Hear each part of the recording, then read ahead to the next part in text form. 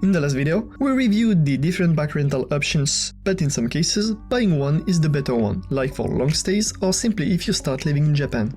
For the latter one, reselling the vehicle is not really an important matter, but for stays with a deadline, you'll need to figure out a way to sell the bike and fast if you don't want it to be scrapped. First thing you'll have to ask yourself, brand new or second-hand? If you're planning on staying for a really long time, buying a new bike in a dealership isn't a bad choice, but I prefer to look at the second-hand market for many obvious reasons. It's cheaper, there's a less drop in value when reselling, the running period and first maintenances are already done, there is a lot of choices and more interesting bikes. A lot of second-hand bikes will be fitted with various accessories, for the better and sometimes for the worst, like a sports bike with a massive top case. Really? Another thing to look out when buying a second-hand here, Japanese people may have the reputation to take good care of their stuff, but it doesn't necessarily transfer to cars and motorbikes, as a lot of them will often be in an okayish state. Let's just say they're still running and it's more than enough.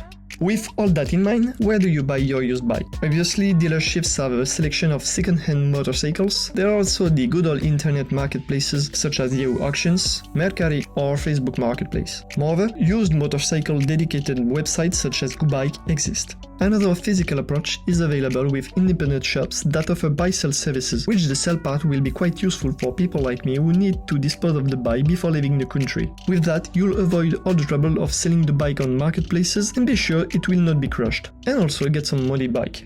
I choose to buy mine through the Red Baron network. They have a lot of shops all around Japan with, for example, 3 just in Kyoto. Before buying, I made sure they can and will buy back the bike in less than 1 year. On that matter settled, I checked all the Kyoto Red Baron's showrooms, in which I saw a lot of awesome bikes, MV Agusta F4, Ducati 9WC and 999, and a whole lot more.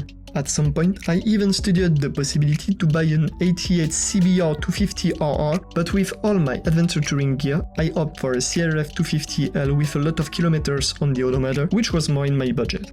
When doing the transaction, the shop will handle all the paperwork, from the insurance to the registration of the vehicle. You'll just need to bring some documents like the famous residency certificate, the Jimin Hyo. You know, the one also used in the Gaimen Kirikai procedure and that you can only get at your nearest ward office.